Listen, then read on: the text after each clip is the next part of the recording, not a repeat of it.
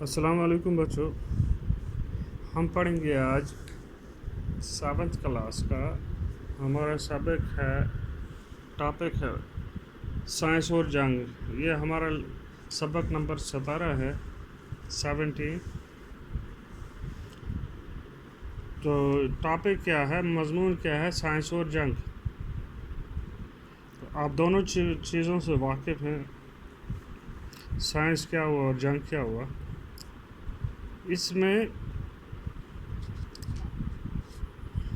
ہم پڑھیں گے اگر سائنسی جنگ ہو جائے تو اس کی تباہ کاریاں ہوں گی، مہلک جو ہتھیار بنائیں گے اس کی کیا کیا تباہ کاریاں ہوں گی، مطلب کیا بربادی ہوگی، کیا ہوگا۔ تو چلے سبق شروع کرتے ہیں۔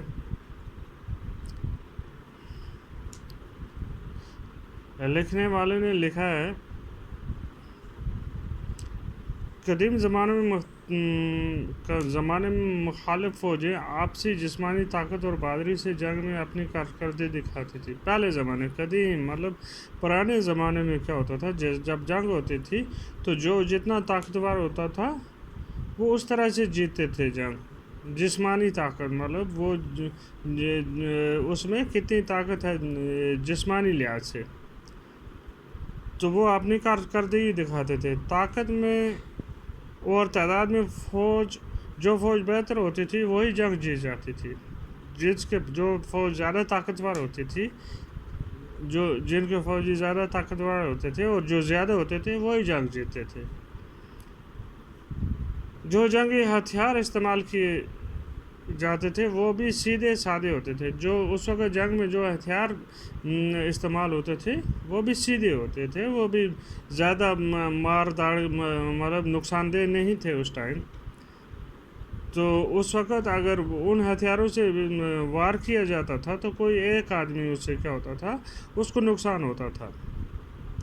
لیکن آج جو ہے موجودہ دور میں ہونے والی جنگ کا دار و مدار جسمانی طاقت یا بہادری پر نہیں ہے۔ آج اگر جنگ ہو جائے تو وہ جسمانی طاقت یا بہادری پر نہیں ہے، کیونکہ آج اگر جنگ ہو جائے، اللہ معاف کرے، تو ایک آدمی کیا کرے گا یا 5-6 آدمی استعمال ہوں گے جو اس مشینری کو کیا کریں گے، ہینڈل کریں گے۔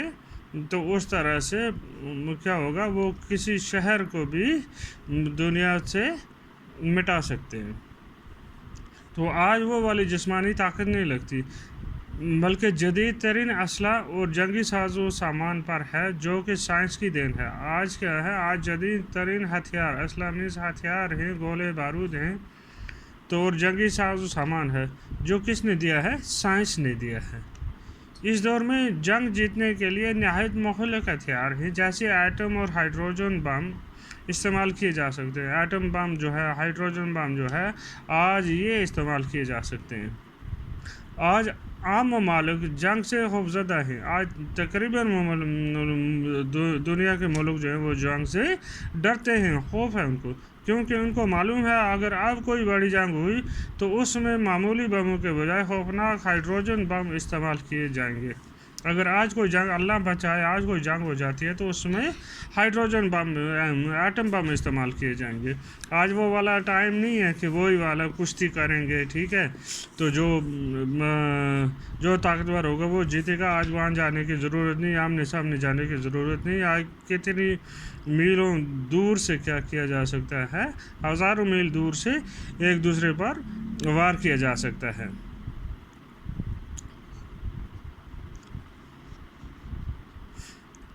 جن سے سارا علاقہ آنن فانن راکھ کے ڈھیر میں تبدیل ہو سکتا ہے۔ پورا علاقہ، پورا شہر جو ہے کچھ سیکنڈز کے اندر راکھ بن سکتا ہے۔ سائنس کے بنائے گئے جان لیوا ہتھیار لاکھوں کروڑوں بے گناہ لوگوں کو موت کے گھاٹ اتار سکتے ہیں۔ اب عام لوگ جو ہوتے ہیں وہ بیچارے بے گناہ ہوتے ہیں، تو وہ لوگ بھی اس میں آ سکتے ہیں، اس تباہ کن گاڑی میں اگر اللہ بچائے تو وہ بیچارے بھی مر سکتے ہیں۔ اور مکان، مسجدیں، مندر، اسکول، ہسپتال کو خاک کا ڈھیر بنا سکتے ہیں۔ وہ کچھ نہیں دیکھیں گے، اللہ بچائے اگر کہیں پر ہو جائے ایسا تو وہ کچھ نہیں دیکھیں گے، ہر چیز جو ہے وہ خاک میں ملا سکتے ہیں۔ دوسری جنگ عظیم میں شدید بمباری کی وجہ سے شدید جانی اور مالی نقصان ہوا. جب دوسری جنگ عالمی جنگ ہوئی تھی اس میں بہت زیادہ بمباری کی تھی اور بہت زیادہ جانی و مالی نقصان ہوا تھا. جانی میں جانے گئی تھی, مالی میں نقصان ہوا تھا اس کے جائیدادوں کا.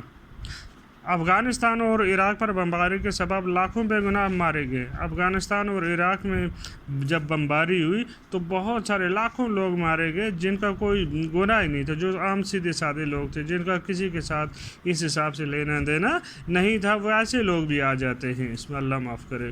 یہ سب تباہی اس تباہ کن اسلحہ کا نتیجہ ہے. یہ جو انہوں نے ایسے ہتھیار بنائے یہ ساری تباہی جو ہے اسی کی وجہ سے ہے, جو سائنس کی ایجادات کو غلط طریقے سے استعمال کرنے سے سامنے آیا ہے.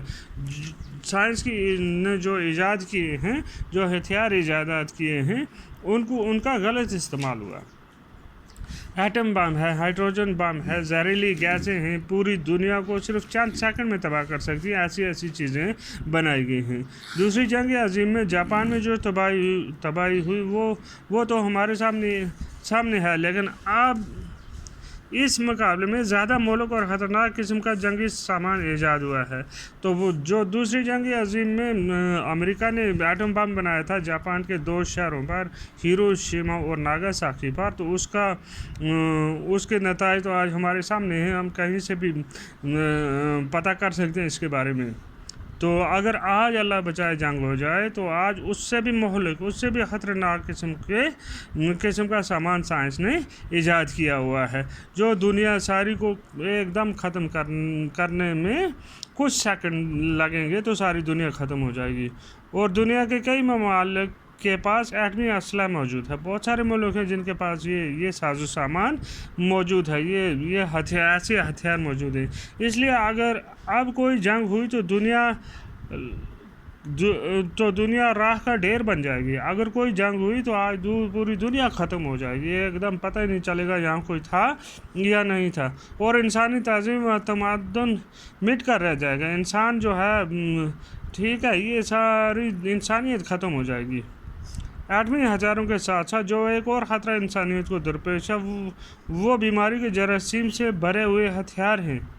ایک تو ایٹم بم ہے, اس کے بعد ایسے ہتھیار بنائیں گے جن میں جراثیم ہیں جو کم سے کم وقت میں اس قدر جراثیم پھیلا سکیں گے کہ ان پر قابو پا لینا مشکل ہوگا. تھوڑے سے وقت میں اتنے جراثیم پھیل سکیں گے کہ ان پر قابو پانا بہت مشکل ہو جائے گا. لاکھوں لوگ اس وجہ سے مر جائیں گے. جنگی اسلحہ بے شک سائنس کی ترقی کا ایک پہلو ہے, لیکن اس کا مطلب ہرگز یہ نہیں ہے کہ ہم سائنس کو اس کا قصوروار ٹھہرائیں. سائنس نے تو ترقی کی مگر سائنس کا کوئی قصور نہیں ہے اس میں.